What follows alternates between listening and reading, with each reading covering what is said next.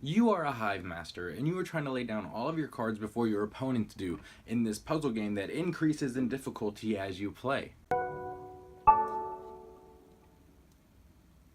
The Bears and the Bees is a 2 to 4 player card placing game that plays best at 4 to complement game length and strategy. Place all your color coordinated card tiles before somebody else does. Use domino style to match colors and sides to different tiles in the game.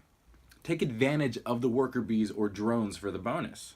The objective can be reached in 30 minutes or less and is great for family game night or an after work 2-player quickie.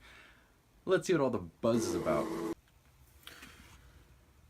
Today I'll be going over the Bears and the Bees. Now what to expect in this box. Couple different cards here. You have the queen bee, who is the most important, the center of attention to this game. You'll also have the drone, which is going to be pretty popular here because you have a lot of the honey sides and purple sides. Now what does that mean? Honey sides are going to be wild. That's why the queen has wild sides. Throughout the game, you're going to be placing these tiles around the bee and kind of like expanding off that, building the hive. And you want to match colors to each other. Okay. Now the honey is actually a wild. So what's great about the drone is that you have multiple wild sides available on this card. Plus you have colored sides. You also have regular tiles, regular honeycombs, which you can tell don't have wilds, which is kind of important because you have different colors. Now the colors can range from like purple, blue, yellow, red, as you see here. And what this card is the worker bees. Now these are pretty useful because the point of the game is to decrease your hand of cards to 0. So when you are able to successfully play worker bees, you actually make an opponent draw 1 card. Okay, and they're pretty great. You know, they have like a wild in there and multiple colors. Now you have the flowers. Now flowers are 1 color all around, but when you are able to play them correctly, everybody has to draw 1 card. Now if you play it with 3 sides matching, all players have to draw 2 cards. Then you have, you know, another regular tile. As you can tell, they vary in like colors and such. Then you have the bears. And when you play a bear, which cannot connect to the queen bee, okay, but when you're able to play a bear, it actually turns off all the surrounding areas from being able to be played. Okay, it's kind of like a hole in the beehive. Now the bear can be played when there is a wild and a color connected to the bear. Now, to play a card, you have to have your tile or your card touch at least 2 sides. That's why I did that right there. I played this bear here because 1, it's a wild and it's 1 side, and then the other side is a color in 1 side. That would be an appropriate move. You can't play, you know, to 1 side. It has to be at least 2 sides, okay? So let's get into a quick game here. Right away, I want to let you know that this is how the setup looks. It's going to be the queen bee right in the dead middle with a card attached to her. Now, each opponent and player is going to have 9 tiles. So you're going to look at your tiles, and it's going to be the first round, okay? So keep in mind, no special cards can go around the bee. Like I mentioned earlier, you know, you have the wilds and then you have the color. So I do want to match a honeycomb to the bee and the honey. So let's go ahead and do that. All right, so I played my first card, 2 sides matching. Keep that in mind. You have to play a card accordingly to 2 or more sides. Now this player goes, he's looking at his hand. You know, he has a couple special cards here that look pretty promising to make the opponent get some new cards. Remember, the objective is to get rid of all your cards. So he's going to look at his hand. You know, you get a purple red here. Does he have that? He doesn't, but what he could, oh, there he goes. He's going to play this here. It's a good start right there. So then this player goes and he looks at his hand, and now it's a second round. But not only do I get to go once, but I could play twice if it's an available adjacent card and I'm able to place it. Okay, so I know I can place this, so I'll place this here. And for an adjacent card, because I don't have to, but I can, I'll place it here. Okay, now this player looks at his hand, and this is nice. This is 3 sides. If I can connect 3 sides, I get a bonus. Now what bonuses are is if I am able to connect a card to 3 or more sides, I'll actually get to play an additional card on top of the adjacent card. So it'd look like, let's see if I can find a match here. So here's a good card, right? Here's the drone. Now drones are pretty great when it comes to getting bonus points because of so many wilds. So I'm gonna go ahead and I'm gonna play this here, okay?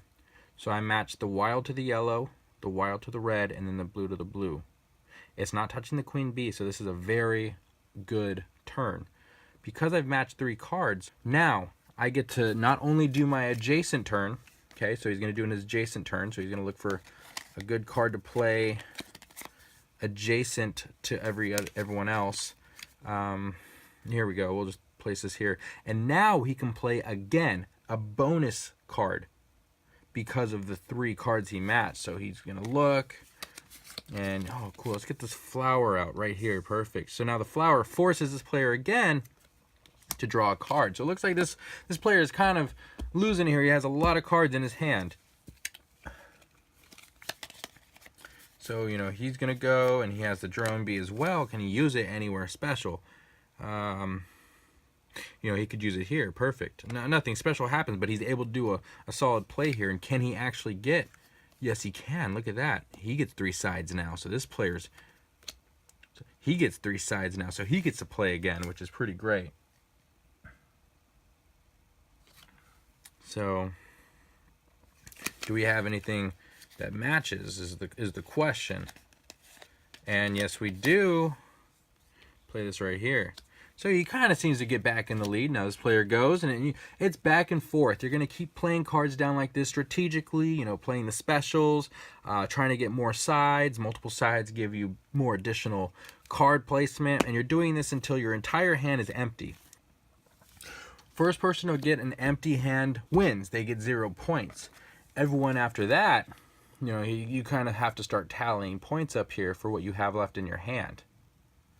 Now it's a pretty simple game. So let's find out the things I do and do not like about it.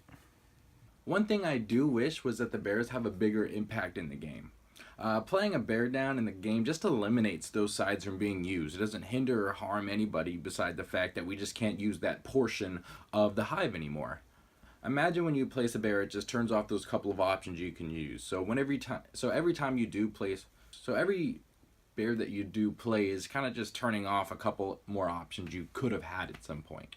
So what I did enjoy was how strategic this game actually is. I didn't have to rely on luck very much to plan out my moves, and I even planned them a couple turns ahead to stay ahead of my opponents. I would be filling in gaps that my opponents were eyeing. So I would take advantage of the gaps that my opponents were eyeing. So I would be filling in the gaps that my opponents were eyeing, scoring some 3-sided tiles, scoring some 3-sided placements for bonuses, scoring some 3-sided cards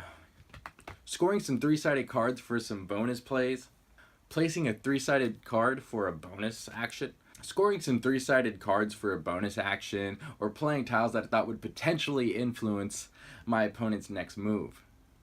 I love the added content of the worker bees, the flowers, the drones that really spice up the gameplay with forcing card draws or getting some bonus cards or just playing with the colors and making sure that my opponents might not have a move with the colors I play, but I know that I will have my next move kind of sort out. It's so simple but very well crafted. I felt no fluff was added to the game and that each move and each win was going to be celebrated because of how successful that move was at the time. The changing landscape, the 4, 5, or 6 card placement power plays, it's all rewarding to say the least. The rules catered to my expectations nicely. Fluid roadmap to how to play the game, answering the questions I had at the right time. It's very accessible. My final thoughts is that this is a game that can be open to anyone who wants to play. Color matching for the kids and strategy for the adults. Major celebrations for power placements and the adrenaline rush of seeing that perfect move while still having to wait for your opponent to take their turn. The anticipation of knowing what you want to play and hoping nobody else takes it. The artwork complements the game very well. I'm actually really impressed with how well the different colors still keeps a nice look without looking like a mess on each tile. If you're looking for a solid tile placement board game, give this a go.